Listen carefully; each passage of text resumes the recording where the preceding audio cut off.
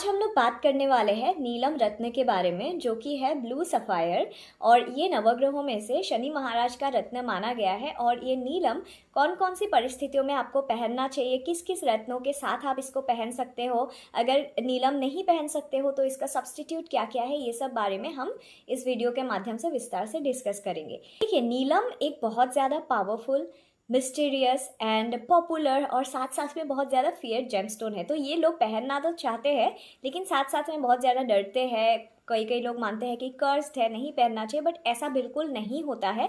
जैसे किसी की कुंडली में अगर सूर्य की स्थिति अच्छी हो और उसको रूबी रेकमेंड किया जाता है, द सेम वे अगर आपको किसी ने नीलम रत्न रेकमेंड किया है तो आप बिल्कुल उसको पहन सकते हो। ऐसा बिल्कुल नहीं है कि आपको उसको तकिए के नीचे रखना है और या तो हाथ पे बांधना है बाजू में, फिर यू कैन टेस्ट इट। ऐसा बिल्कुल नहीं है। अगर आप कोई क्रेडिबल एस्ट्रोलॉजर के पास जाएंगे और वहाँ पे आपकी कुंडली देख के अगर आपको बोला गया है कि आप नीलम पहने, तो बिल्कुल आपको नीलम सूट करेगा, तभी आपको ये जेमस्टोन रेकमेंड किया गया है। तो इसमें बिल्कुल डरने वाली कोई बात नहीं है। जैसे पर्ल पहना जाता है, जैसे पन्ना पहना जाता है, जैसे रूबी पहना जाता है, तो वैसे ही ब्लू सफायर है। ये ऐसे ही बहुत ज़्यादा डरावना सा माहौल है, ऐसा बिल्कुल नहीं है। जो जेमस्टोन आपकी कुंडली फेवर करती है आपको वही पहनना चाहिए। इसका मतलब अगर रूबी आपको सूट नहीं करता है, आपने पहन लिया, तो वो भी आपको बर्बादी ही करेगा। Same thing goes with neelam also. नीलम अगर आपकी कुंडली फेवर कर रहा है तो यू कैन वेयर इट, अगर नहीं फेवर कर रहा है तो आप ना पहने। तो अभी हम बात करते हैं कौन कौन से लग्न के लोग नीलम बिल्कुल पहन सकते हैं। देखिए, तुला लग्न के जातक जातिकाएं नीलम बिल्कुल धारण कर सकते हैं। साथ में मकर लग्न के जातक जातिकाएं नीलम धारण कर सकते हैं। और नीलम रत्न वृषभ लग्न के जातक जातिकाएं धारण कर सकते हैं। साथ साथ में तुला लग्न के जातक जातिकाएं इसको धारण कर सकते हैं। और कोई कोई परिस्थितियों में कुंभ लग्न और आपके कन्या लग्न के जातक जातिकाएं भी नीलम को धारण कर सकते हैं। बट जो पहला 4 लग्न मैंने बताया है उसमें आप बिल्कुल, शनि की स्थिति अच्छी हो, 6, 8, 12 में ना बैठे हो, तो आप बिल्कुल नीलम रत्न को धारण कर सकते हैं। अब चलिए हम हाउसेस की बात कर लेते हैं। कौन से हाउस में शनि महाराज की स्थिति में बैठे हो तो आपको नीलम धारण करना चाहिए। देखिए, केंद्र में अगर बैठा हो, यानी कि 1st, 4th, 7th and 10th, उसमें अगर अच्छी स्थिति में शनि महाराज बैठे हुए तो आप नीलम बिल्कुल धारण कर सकते हो। साथ साथ में आप त्रिकोण भाव में भी धारण कर सकते हो, जिसमें आता है 1st हाउस एंड आपका 5th हाउस आ जाएगा और 9th हाउस आ जाएगा। और 9th हाउस में अगर आपके शनि महाराज है अच्छी स्थिति में बैठे हुए, सौ राशि होके बैठे हुए या मित्र राशि में बैठे हुए, तो यू कैन डेफिनेटली वेयर नीलम। बस आपको देखना है कि वो नीच ना हो, यानी कि डेबिलिटेटेड ना हो। देखिए, आपको एक परिस्थिति में बिल्कुल नीलम रत्न को नहीं धारण करना है। अगर वो केंद्र भाव में भी हो, त्रिकोण में भी हो, तो भी नहीं।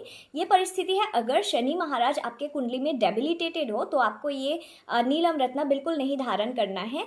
एक परिस्थिति में आप इसको धारण कर सकते हैं, अगर आपके लग्न फेवर करते हैं, यानी कि आपका लग्न तुला, मिथुन और मकर हो गया हो, या कन्या लग्न हो या कुंभ लग्न हो, तो आप धारण कर सकते हो। उसमें भी एक कंडीशन लग जाता है। यहाँ पे अगर डेबिलिटेटेड है लेकिन नवांशा कुंडली में जाके शनि महाराज उच्च का हो गए, यानी कि तुला राशि में बैठ गए, तो आप बिल्कुल धारण कर सकते हो। यानी कि अगर सिंपल भाषा में मैं बोलूँ कि आपकी लग्न कुंडली में शनि डेबिलिटेटेड हो बट साथ में नवांशा कुंडली में वो उच्च का हो गए हो, ऐसी परिस्थिति में आपको नीलम ज़रूर से ज़रूर पहनना चाहिए। तो ये बहुत ज़्यादा आपकी जो इनर कैपेबिलिटीज़ है ना, उसके साथ आप बिल्कुल अच्छे से काम कर पाओगे। तो इस परिस्थिति में तो पहनना ही चाहिए। बट अगर लग्न में डेबिलिटेटेड होके जो नवांशा है उस उधर जाके अगर उच्च का ना हुआ हो, तो आपको बिल्कुल नहीं पहनना है।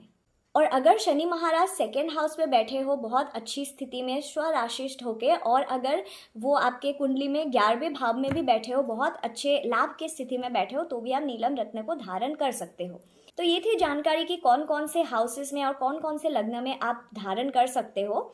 चलिए अब हम बात करते हैं इसके बेनिफिट्स के बारे में। देखिए, नीलम रत्न जो है ना, ये बहुत शीतलता आपको प्रदान करने वाला रत्न होता है। इसमें से बहुत सारी चीज़ें आपकी क्योर हो सकती है। अगर आपके कुंडली में मार्स बहुत ज़्यादा स्ट्रांग है और आपके साथ कई सारे एक्सीडेंट्स हो रहे हैं या बहुत हाई टेम्पर्ड हो, ऐसी स्थिति में अगर आप नीलम पहन लेते हो ना, तो यहाँ पे जो मंगल का जो हाई पावर जो आपके जीवन में बहुत सारे निगेटिविटी को खींच रहा है या आपकी इंजरीज की कारक बन रहा है, उसको आप स्टॉप करने के लिए आप नीलम रत्न को धारण कर सकते हो। क्योंकि मार्स और शनि महाराज एकदम बिल्कुल घोर शत्रु है, तो इसीलिए अगर मार्स आपकी कुंडली में बहुत ज़्यादा एफ्लिक्टेड हो, तो आप अगर नीलम पहनने की स्थिति में होते हो, आपकी कुंडली फेवर कर जाती है, तो आपको वो नीलम रत्न पहनने के बाद आप देखोगे आपकी एक्सीडेंट्स वगैरह कम हो जाएंगे। आपका जो हाई टेम्पर्ड है वो कम हो जाएगा। ऐसा कई दफ़ा देखा गया है कि नीलम पहनने के बाद बहुत सी चीज़ें अच्छा हो जाती है। चलिए अब हम बात करते हैं मेन फैक्टर के बारे में कि नीलम को क्यों लक के साथ जोड़ा गया है। देखिए, जो लक होता है, जो भाग्य होता है ना, उसको हमेशा शनि से ही जोड़ के देखा जाता है। इवन जो हमारी हस्त रेखा होती है उसमें जो शनि रेखा होती है उसी को हम भाग्य रेखा कहते हैं। तो भाग्य बदलने वाला कोई एक प्लेनेट है तो दैट इज ओनली शनि, क्योंकि इसीलिए शनि की रेखा को शनि रेखा यानी कि भाग्य रेखा कहा गया है। देखिए, जो हमारी कुंडली होती है ना, यहाँ पे कोई भी योग बनाने के लिए दो ग्रहों के मिलने का बहुत ज़्यादा ज़रूरी होता है। देखिए, अगर हमें बुध आदित्य योग देखना होगा तो सूर्य और बुध की कंजंक्शन देखा जाता है। गज केसरी योग के लिए अगर देखा जाए तो यहाँ पे देखा जाएगा चंद्रमा और बृहस्पति को देखा जाएगा, तो गज केसरी योग। बस शनि महाराज कुंडली में अकेले अकेले बैठ के राजयोग का निर्माण कर सकते हैं। अगर आपकी कुंडली में शनि से रिलेटेड कोई भी योग है, राजयोग है, तो आपको बिल्कुल ये नीलम रत्न को धारण करना चाहिए। अगर शनि महाराज का नीच भंग होने से नहीं चलेगा। नीच भंग राजयोग होके अगर कुंडली में आपके शनि महाराज है, यानी कि नीच होके उनका नीच भंग हो गया, ऐसी स्थिति में अगर शनि महाराज आपके है तो भी आप नीलम रत्न धारण कीजिए, बहुत अच्छा होगा। अभी लक फैक्टर की हम बात करें, आपने कई बॉलीवुड के सितारों के बारे में सुना होगा। कई बिजनेसमैन होते हैं, पॉलिटिशियन होते हैं, जिनकी करियर अच्छा नहीं चल रहा होता है, तभी वो नीलम पहन लेते हैं और उनके लक जो है वो फेवर करने लग जाते हैं, काम मिलने लग जाता है, उनका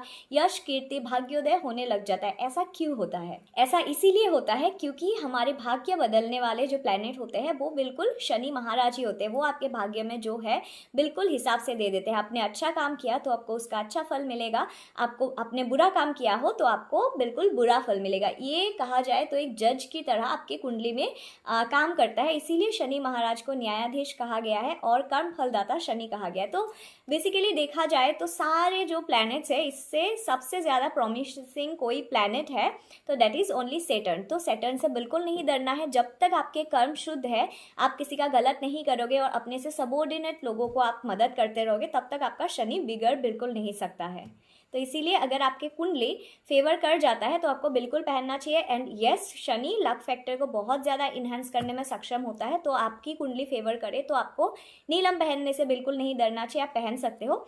चलिए अब हम बात करते हैं सब्स्टिट्यूट के बारे में। अगर देखिए, नीलम बहुत ज़्यादा कॉस्टली आता है, तो आप अगर चाहते हो स्टार्टिंग में नहीं इन्वेस्ट करना नीलम में, अगर आपकी कुंडली फेवर कर रहे फिर भी आप नहीं पहनना चाहते हो, तो एक पत्थर आता है नीली करके, जिसको काका नीली कहा जाता है।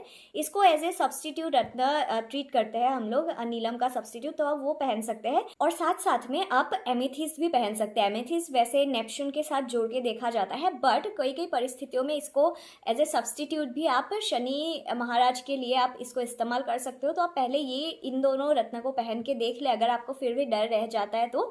और ये दोनों रत्न अगर आपको सूट कर जाता है तब आप बिल्कुल नीलम पहन सकते हैं। और अगर आप नीलम पहनने की स्थिति में ना हो तो काका नीली और एमेथिस्ट आप पहन के बिल्कुल ट्राई करके देख सकते हैं। और ये भी नहीं पहनना है तो you can wear this stone call lapis lazuli, उसका आप ब्रेसलेट भी पहन सकते हो। लेपिस लजुली को भी शनि के साथ जोड़ के देखा गया है। और अब हम बात करेंगे इसको कौन से मेटल में पहनना है। कई लोग इसको सोने में पहनते हैं, अष्ट धातु में पहनते हैं। ऑफकोर्स आप इसको सोने में पहन सकते हो अगर आप चाहते हो तो, बट आपको अल्टीमेट बेनिफिट अगर लेना है नीलम जो रत्न है उसका, तो इसको बिल्कुल आप चांदी में पहनिए या तो व्हाइट गोल्ड में पहनिए। व्हाइट गोल्ड में भी उतना ज़्यादा फायदेमंद नहीं रहेगा जितना चांदी में होता है, तो आप चांदी में बिल्कुल नीलम को पहनिए, तो ये आपके लिए बहुत ज़्यादा अच्छा होगा। अब हम बात करेंगे नीलम रत्न को कौन से दिन और कैसे पहनना है। इसको जो नीलम रत्न है ब्लू सफायर, इसको आप शुक्ल पक्ष की कोई भी आप शनिवार को पहन सकते हो।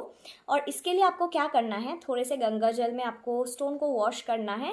ये रात को आप भिगो के भी रख सकते हो, बट इतना ज़रूरी नहीं होता है क्योंकि रत्न already it has that properties जो आपको हील कर सकता है। तो और एक बात मैं भूल गई थी, अभी मैं बता देती हूँ। अगर कोई लोग ना बहुत ज़्यादा बीमारी से जुड़े होते हैं, जो क्रॉनिक डिजीजेस होते हैं, और अगर कुंडली नीलम फेवर कर जाती है तो आपको नीलम बिल्कुल पहनना चाहिए। ये कभी कभी जो मानसिक हमारी बीमारी होती है ना, उसको काटने के लिए बहुत ज़्यादा सक्षम होते हैं, क्योंकि नीलम में बहुत ज़्यादा शीतलता होती है।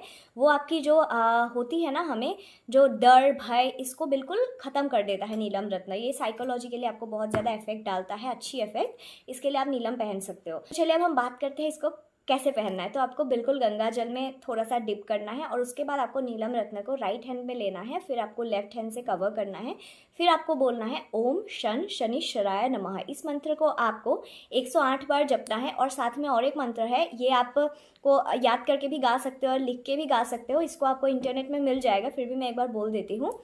नीलांजन समाभाषम रविपुत्रम यमाग्रजम छाया मृतांत संभूतं तंग नमामि शनिश्चराय। ये मंत्र पढ़ के भी आप जो नीलम है उसको बिल्कुल शिव जी के सामने अर्पण करके आप पहनिए, तो आपको इसका बहुत ज़्यादा अच्छा फल मिलेगा। और यही थी जानकारी नीलम रत्न के बारे में, ब्लू सफ़ायर के बारे में।